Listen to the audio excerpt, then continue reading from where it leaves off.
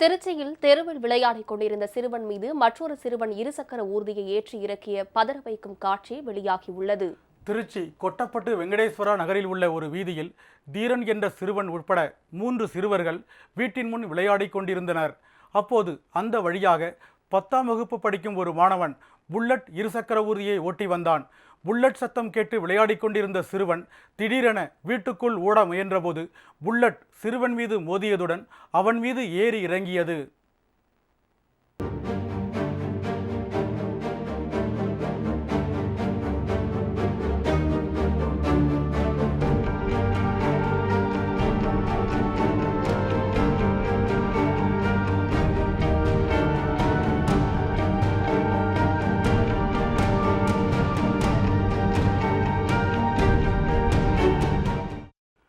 இதில் படுகாயமடைந்த சிறுவனை அங்கிருந்தவர்கள் மீட்டு திருச்சியில் உள்ள தனியார் மருத்துவமனையில் சிகிச்சைக்காக சேர்த்தனர். அங்கு அவனுக்கு தீவிர சிகிச்சை அளிக்கப்பட்டு வருகிறது. இந்த விபத்து குறித்து கண்காணிப்பு கருவியில் பதிவான காட்சி சமூக வலைதளத்தில் பரவி வருகிறது.